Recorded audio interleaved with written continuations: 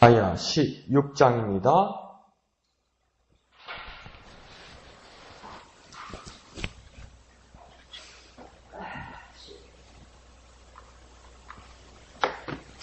이사야 16장 첫절 1절부터 마지막 14절까지 1절부터 14절까지 다같이 한 음성으로 읽겠습니다. 시작. 너희는 이 땅 통치자에게 어린 양들을 들이되 셀라에서부터 광야를 지나 딸 시온산으로 보낼지니라. 모압의 딸들은 아르논 나루에서 떠다니는 새 같고 보금자리에서 흩어진 새 새끼 같을 것이라.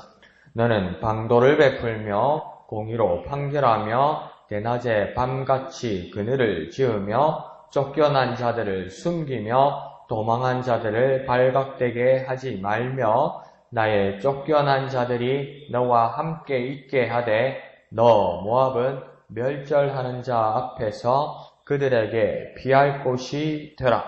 대저 토색하는 자가 망하였고 멸절하는 자가 그쳤고 압제하는 자가 이 땅에서 멸절하였으며 다윗의 장막의 인자함으로 왕위가 굳게 설 것이요 그 위에 앉을 자는 충실함으로 판결하며 정의를 구하며 공의를 신속히 행하리라.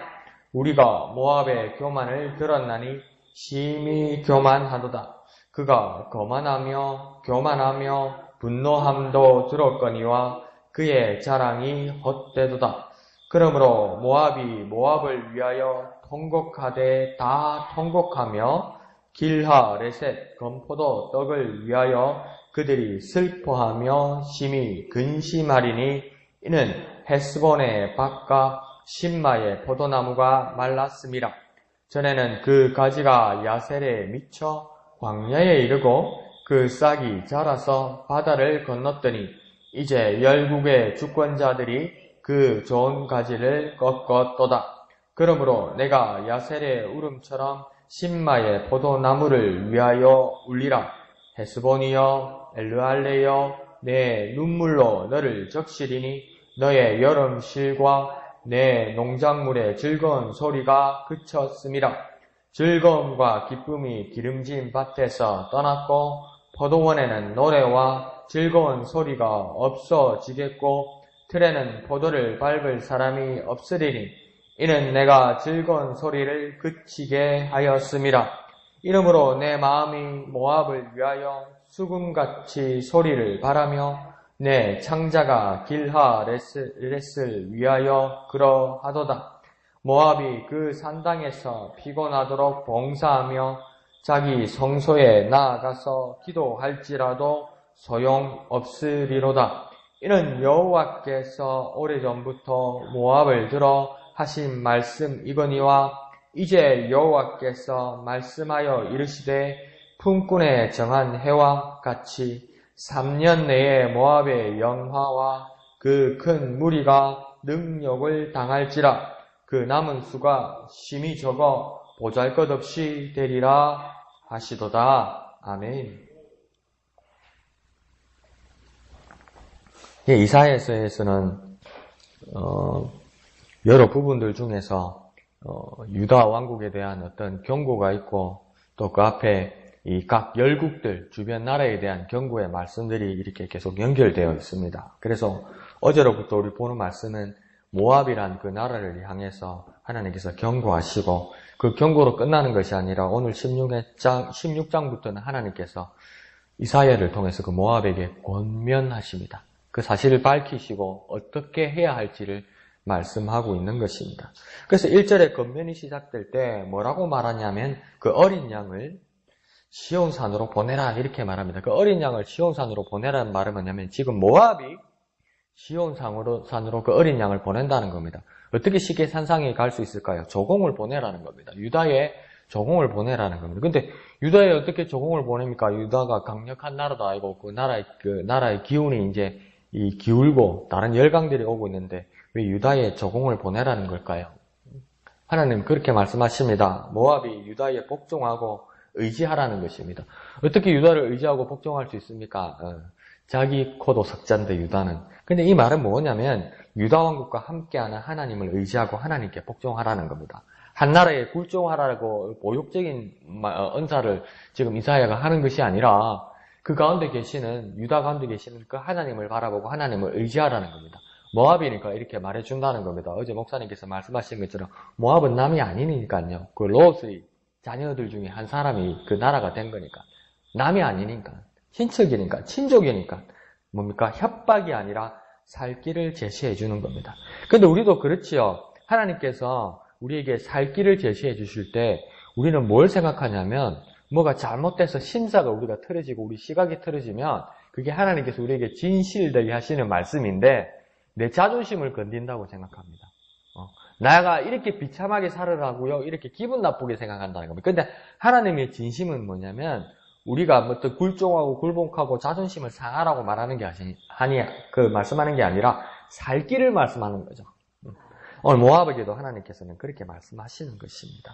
2절은 왜 그러냐면 그 2절에서 보면 모압의 형편이 아주 딱하다는 걸 말하는 겁니다. 너희들의 형편이 지금 어떤 것과 같냐면 떠다니는 새와 같고 보금자리에서 흩어진 새 새끼와 같다 이러는 겁니다.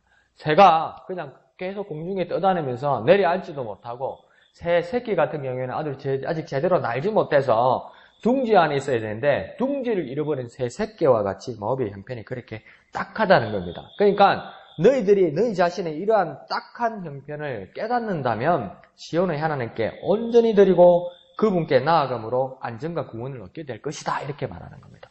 형편을 모르기 때문에 자기 자신의 형편을 모르기 때문에 자존심을 세우고 기분 나빠하고 화를 내고 오히려 노여워한다는 겁니다. 자기 형편을 알면 도움을 구하고 안전한 곳으로 찾아갈 거라는 겁니다. 그래서 하나님께서 이사야를 통해서 모압의 형편을 밝힙니다. 이렇게 네 형편이 지금 딱하다, 정처 없다, 둘 곳이 없다. 그러니까 가장 안전한 구원의 하나님으로 너희가 와야 한다. 이렇게 말씀하는 것이죠.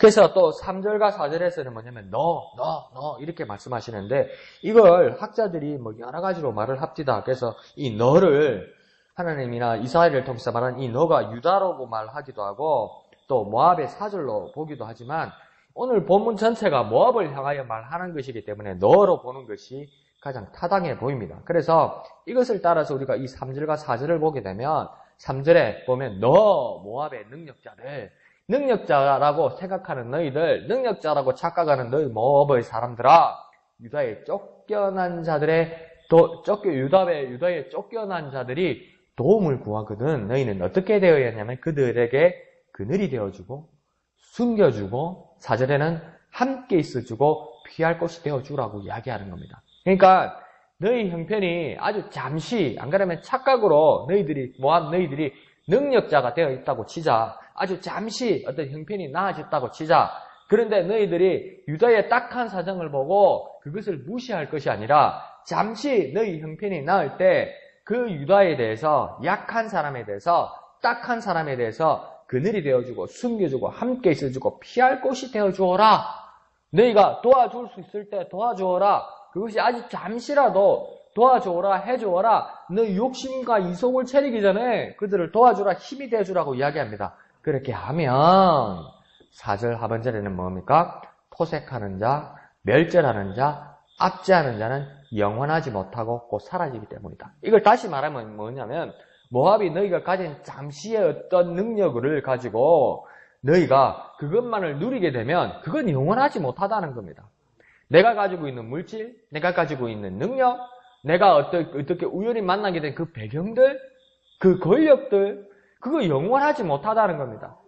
그걸 가지고 오만하고 자고하고 자만하게 되면 그거와 같이 영원하지 못하고 같이 사라져 버리는데 오히려 그 잠시의 것을 가지고 정말 필요한 사람과 같이 나누고 그들에게 도움과 그들의 그늘이 되어주면 그 상황은 달라지게 된다는 것입니다.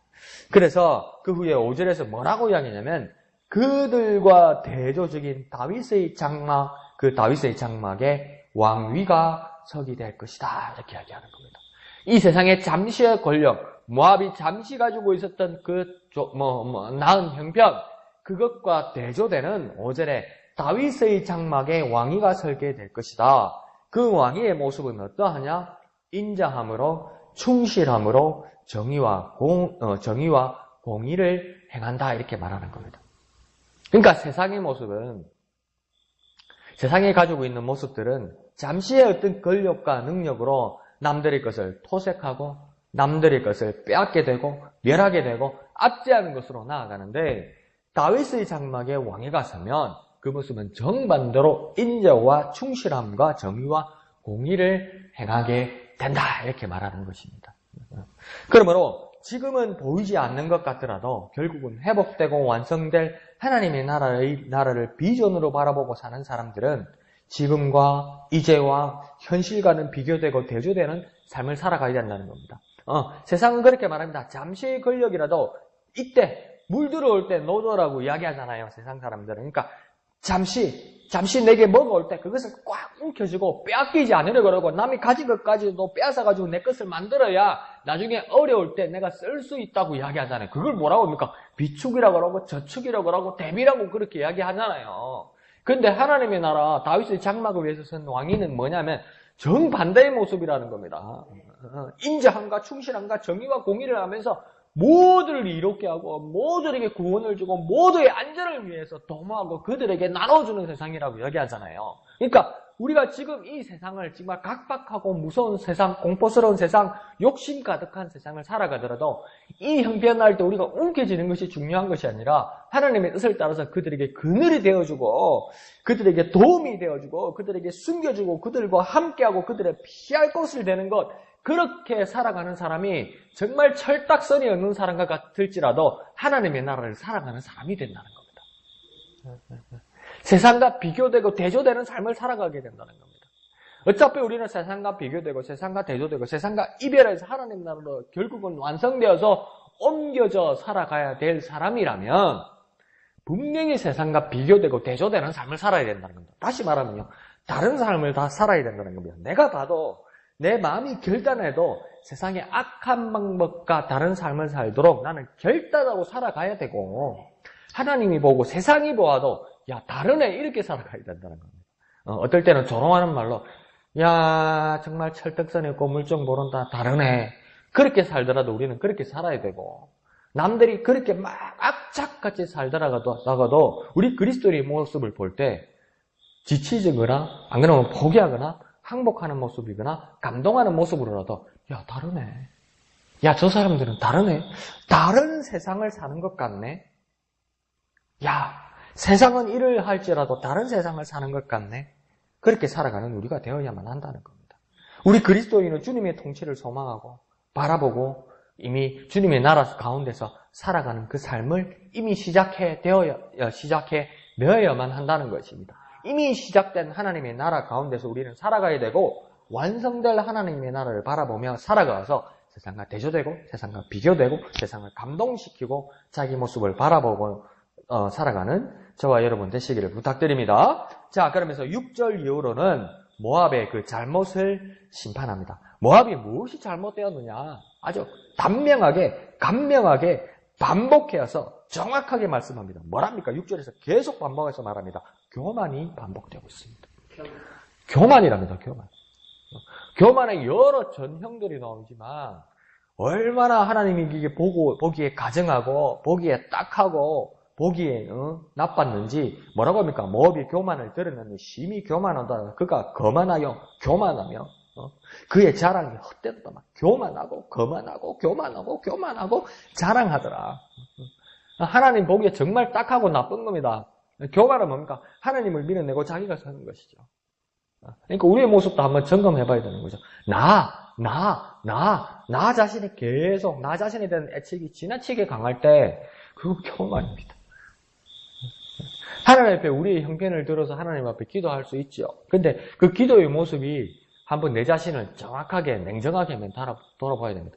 하나님 앞에 하나님께 기도하는 건 맞는데 하나님 나로 시작해서 나로 기도가 끝났다면 어쩌면 나는 교만을 가지고 하나님 앞에 기도하고 있는지도 모릅니다. 그 교만을 하나님께서는 경고하고 계십니다. 자, 7절에 모압 자신을 위하여 통곡하고 있어도, 다시 말하면 그 애를 쓰고 있어도, 또 건포도 떡이라는 그들의 특산품에 대해서 노심초사하고 그렇게 하고 있어도 결국은 무엇만 남아있다고 이야기합니까? 근심과 탄식밖에 없다고 이야기합니다. 그런 이유가 뭡니까? 모압 나름대로 살아나려고 극복하려고 애쓰는 겁니다. 마음에 부정적인 생각이 없어요. 아주 긍정적이에요, 모압 사람들. 이 어려움을 극복해야 된다, 이겨내야 된다 하면서 막 통곡하고 막 예를 쓰고 건포도떡이란 특산품을 위해서 막 노심초사합니다. 근데 결과는 뭡니까? 근심과 탄식밖에 없다고 합니다. 아무리 해도 안 된다고 이야기합니다. 그 누가 이야기하는 겁니까? 사람들이 부정적으로 이야기하는 게 아니고요. 모압 사람들이 부정적으로 이야기하는 게 아니고요. 하나님께서 이사야 선지자들을 통해서 하는 겁니다. 그 너희 노력들 헛된 거라고 이야기합니다. 왜 그렇습니까? 8절에 그렇게 그 이유를 말씀하고 있습니다.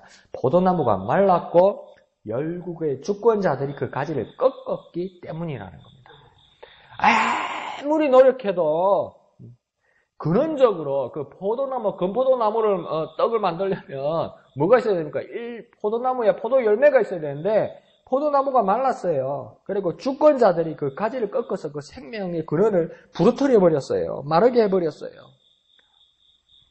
그러니 이 말씀을 우리가 보면서 느끼는 것은 뭐냐면 자기의 자랑이 자부심으로 승화해서 자기 발전을 도모하지 못하고 결국 어디로 떨어지는 겁니까? 교만의 나락으로 떨어지고 마는 겁니다. 그러다 보니 아무리 힘쓰고 애써도 근본적으로 그 근원이 망가져 있기 때문인 겁니다. 아무리 애써도 아무리 긍정적으로 해도 그 근원이 망가져 있기 때문에 소생할 수가 없는 겁니다.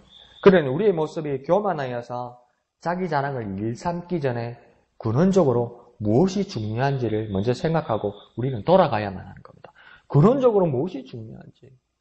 앞에 눈에 보이는 앞에 현상만 자꾸 막으려고 밑돌 빼서 위에다 얹고 밑돌 빼서 또 위에 얹고 밑돌 빼서 또 위에 얹고 열심히 일했어요. 열심히 돌을 열심히 올렸어요. 근데 뭡니까? 여기서 안 가지고 맨날 밑돌 빼고 올리고 맨날 밑돌 빼고 올리고 그다음 땀도 나고 막 팔도 모이고 막 어깨도 아픈데 열심히 일했는데 내가 그 위치라 그 위치 정도가 아니라 자꾸 밑에를 건드려가면서 무너지게 되는 겁니다. 그러니까 뭡니까? 근원이 문제가 되어 있었다라는 겁니다.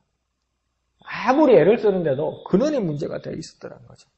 그래서 9절 끝에도 10절 끝에도 너희들의 상황이 어떻게 되었는지 아느냐 이렇게 말합니다. 끝에 뭐라고 합니까? 즐거운 소리가 그쳤다.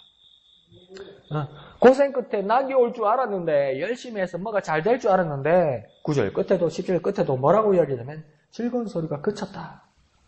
왜 그렇게 됐느냐? 10절은 그렇게 말합니다. 하나님이 그렇게 하셨기 때문입니다. 하나님 없이 아무리 열심히 해도 다시 말하면 정말 절망적인 이야기지만 보람이 없습니다. 하나님이 날 지지해 주겠지. 그래서 하나님 제외해 놓고 하나님 없이 아무리 열심히 해도 하나님이 멀리서 구경하시면 아이고 욕받다, 아이고 고생한다, 노고고 많다 하면 하나님이 그저 주시는 게 아니라는 겁니다. 즐거움이 없습니다. 보람이 없습니다. 왜 그렇습니까? 그러면 우리의 모습에 대해서 우리는 무엇을 점검해 봐야 될까요? 문제가 무엇이고 그 근원이 어디에 있고 누구에게로 돌아가야 하는지가 참 중요하다는 겁니다. 열심히 하는 건 좋은데 문제가 무엇이고 그 근원이 어디에 있고 누구에게로 우리가 돌아가야 되는지 그것을 생각해보고 그것을 바라보는 것이 또한 중요하다는 것입니다. 그런데 12절에 모압 사람들은 뭘 하고 있습니까? 열심히 합니다. 모압 사람들 안 게으릅니다. 정말 힘쓰고 애쓰고 울고 진짜 노력합니다. 12절에 열심히 뭐 하고 있습니까? 그 산당에 가서 기도하고 있습니다. 어제 목사님 말씀하는 것처럼 뭡니까? 어디 산당에 가서 기도하는 겁니까? 이 사람들이 지금. 금오스 산당에 가서 기도하는 겁니다. 자기 신에 가서 열심히 기도하는 겁니다. 그러니 어떻게 된다고 이야기합니까? 소용없다고 이야기하는 거예요. 그러니까 우리가 막 졸다가 나름대로 열심히 기도하고 막 정신없이 기도하고 한 번씩 정신을 바짝 차려야 돼요. 우리의 어떤 기도의 소망 중에 어떤 마음이 있냐면 지성이면 감천할 거라는 그 막연한 마음이 있어요. 이렇게 지성을 들이면 하늘에서 감동할 것이다. 그런 막연한 기도들이 있어요. 그러다가 이상한 응답이 들릴 수도 있습니다. 오늘 12절의 말씀처럼 소용없다. 이렇게 하나님의 음성이 들릴 수도 있어요. 하나님이 많은 사인을 주어도 우리는 우리 자신이 피곤하도록 엉뚱한 곳에 가서 해결하려고 애를 쓰기도 합니다. 심지어 손이 발이 되도록 입에서 단내가 나도록 거기서 빌어보았자 하나님 뭐라고 이사야를 통해서 말합니까? 아무 소용없다. 하나님은 분명히 말씀하십니다. 13절을 보면 하나님은 모압의 장례를 오래전부터 뻔히 보고 말씀하셨다 얘기합니다. 뻔히 보셨다고, 그것도 오래전부터 보셨다고 이야기합니다. 그러면서 14절은 그 결과가 어떨 것이라고 말씀하고 있습니까? 큰 무리의 능력과 남은 수가 심히 적어서 보잘것 없을 것이다. 이렇게 말합니다. 근데 이 말씀이 이게 지금에야 와서 하는 말씀이 아니라 뭐라고 이야기합니까? 13절, 14절에서는 오래전부터 이미 말씀해 알고 이미 오래전부터 말씀해 오셨다고 이야기합니다. 그리고 우리가 예언의 말씀을 볼 때 한 번도 우리가 주의해야 될 것은 뭐냐면 이 예언이, 이 말씀이 여기로 끝난 것만이 아니라 이것이 모압으로만 해당되는 말이 아니라 이 모압으로 해당되어서 완전히 이루어졌다면 우리는 이 말씀을 오늘 이 새벽에 읽을 필요가 없잖아요.